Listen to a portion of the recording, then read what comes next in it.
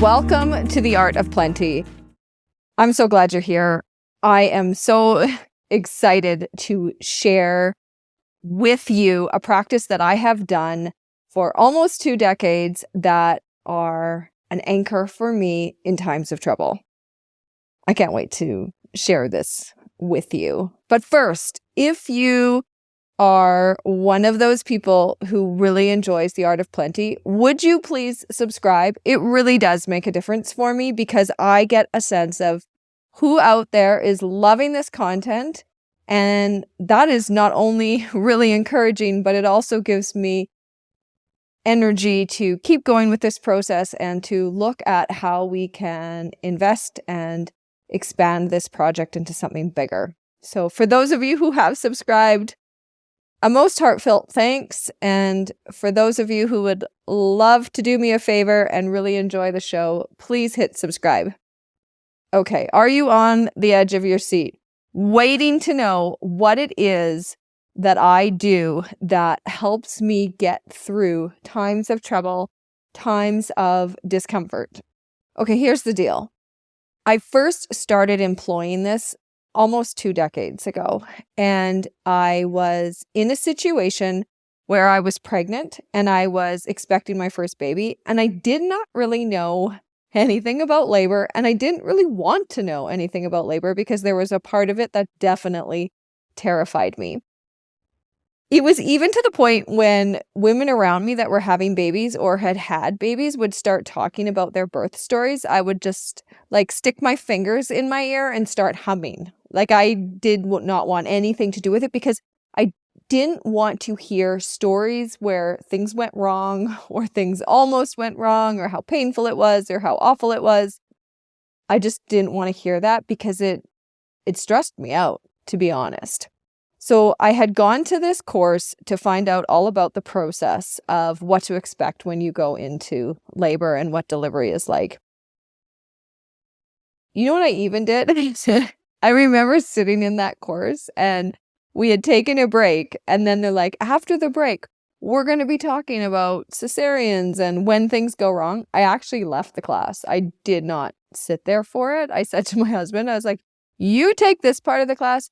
I don't have bandwidth for the possibility that things could go wrong. So you get the information and I'll be back when we're not talking about that stuff anymore. True story.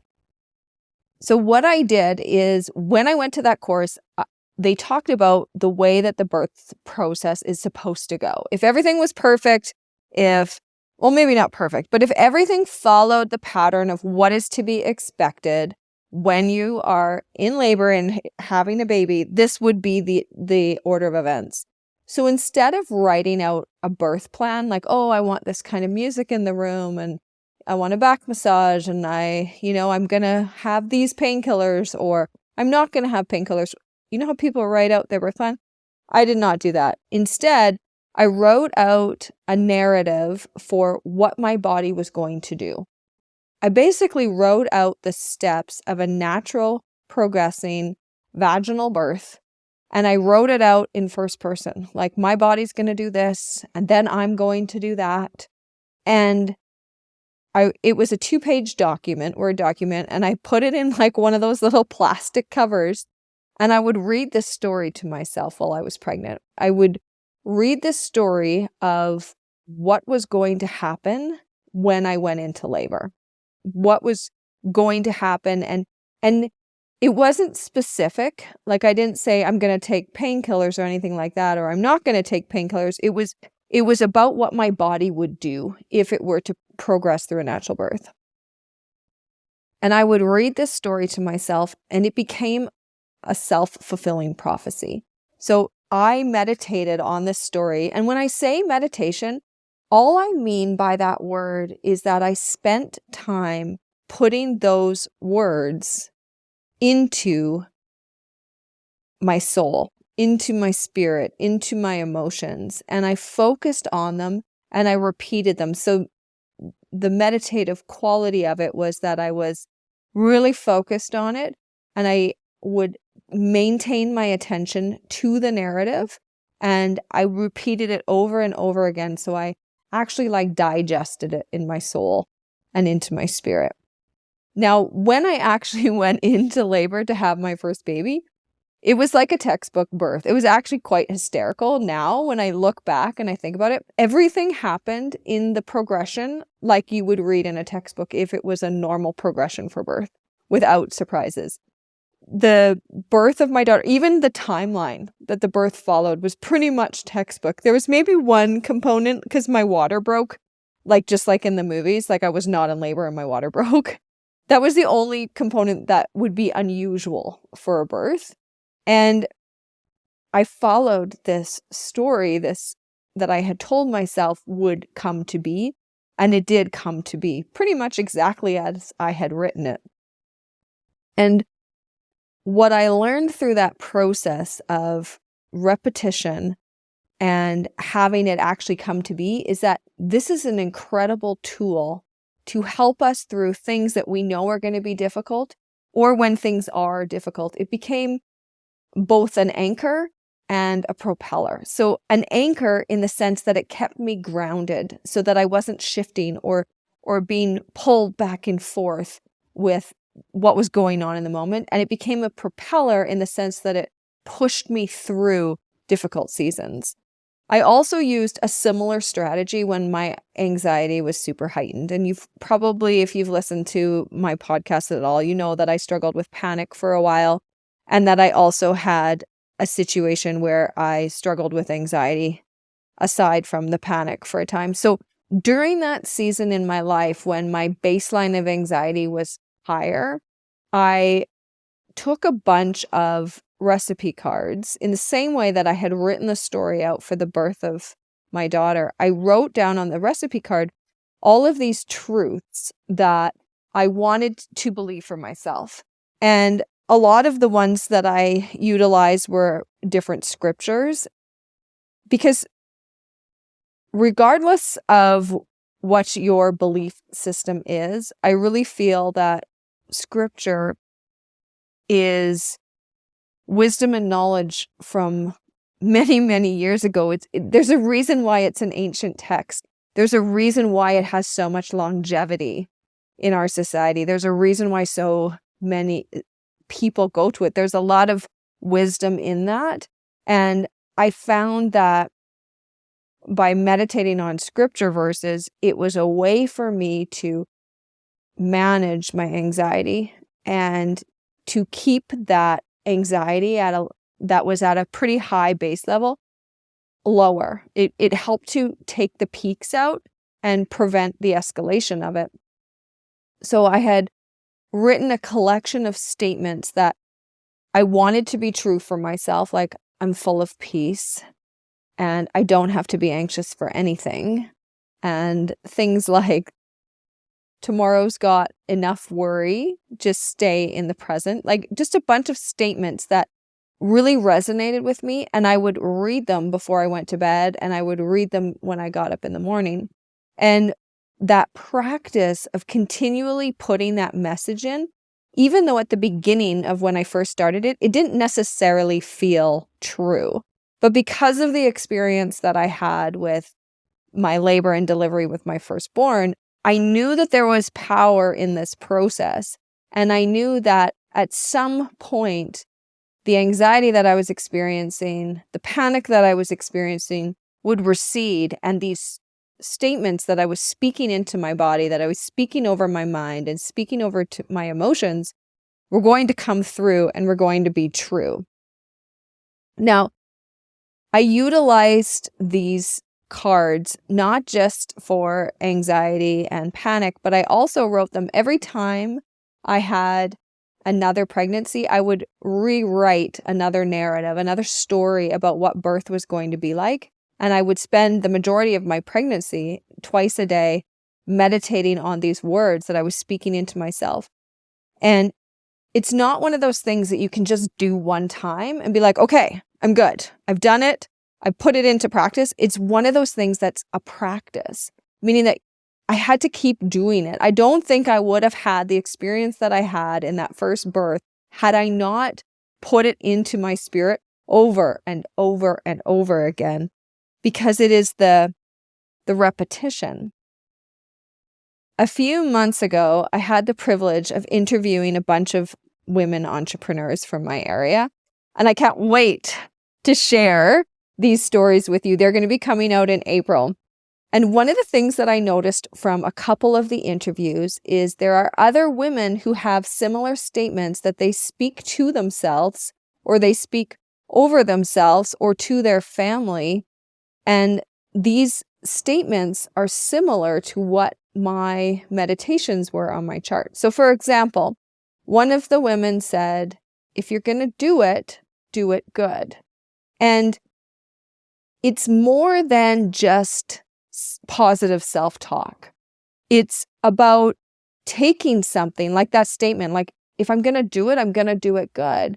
And organizing your life around it and having that statement be an anchor, be a propeller for you so that when things are rough and you don't feel like it, you don't feel like doing a good job, you don't feel like investing energy into do it well, that statement kind of bubbles up from inside you because you've put so much energy into watering it and putting it in you that in difficult times or in times when you're unsure, it just automatically bubbles up and it presents a way forward, a way through these situations. So how do you find these? How do you find these types of sentences, these types of proverbs, these types of things that will actually be an anchor for you or a propeller for you?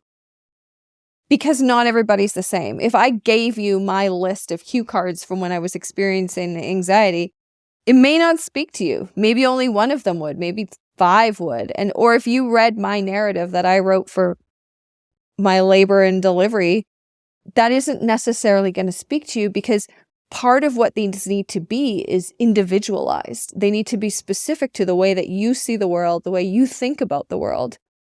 You have to have a part of you that believes that this could be true, that this could be real, that this could be your reality. So how do you find these statements?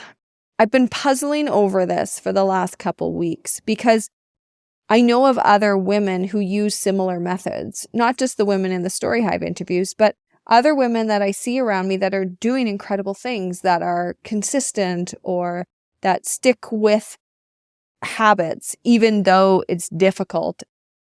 And they seem to have these scripts, these things that they latch onto that say that this is who I am and this is how I do life. So if you're a person who has never discovered those phrases about yourself, how do you find them? And here's where I landed with that. When you are out in the world, when you are scrolling on your phone, when you are in conversations with others, when you see a quote, when you read something in a book, and for a moment you feel like a quickening in your heart or like so quickening in a heart, or you have a sense of that stands out to me. Like it could be a mental thing like, oh, that is really good. I like that. Or wow, that's a real fit. Or you can see yourself in the statement. Notice that. That's the first piece. Notice when you hear these things. Notice when they stand out for you. Like when Chantel said that to me in the interview, if you're going to do it good. There was a part of me that was in agreement with her. Like I stopped and I thought, yeah, that's true. If you're going to do something, if you're going to spend the time doing something, because you know how busy we all are. You know how many things we could be doing with our time. So if you're going to do it good. When I heard that, I just thought, yes, like I was in agreement with her, but that doesn't necessarily mean that I was living my life that way. I couldn't say that that was my truth all across the board, that was the way that I was doing life. So then when a situation came up with work, like the next week, okay, the situation comes up and I'm just wanting to rush. I'm just wanting to get it done. I want to tick it off, move on to the next thing because I got a lot going on. I could hear that phrase. It like bubbled up inside me, even though I hadn't spent a lot of time meditating on it. It had bubbled up inside me. And I remembered, if you're going to do this, you might as well do the best job that you can. Be of single mind here, that you're going to do your best here. Now, your best can vary day to day, and your best will change over time. But in the moment, can you do your best? And what that did when I thought about that is it pulled me forward. It propelled me. It pushed me to change the way that I was looking at work in that moment, and to really allow myself the opportunity to excel at that task that I was doing, which of course is incredibly rewarding. When you go through and you do things the best that you can, even if they're not perfect, that doesn't matter, because you've put the time in, you've put the effort in, you've tried to do your best. So you find a statement, you find something that speaks to you, like Chantel's statement spoke to me. And then you start planting it inside your heart, inside your spirit, inside your mind. Because here's the deal. When push comes to shove, that's the statement that you want to bubble up. That's the piece that you want to anchor you in so you don't get blown and destroyed in the winds. It's the sentence that you want to push you through difficult times. And the only way that you will have access to something like that is if you put it inside. And the way that you put it in matters. There's something about the process of meditating on it, of taking the time to quiet yourself and really focus on what it is that you're saying. And there's a component about repetition. The more you put it in, the more readily available it'll be to you when you need it.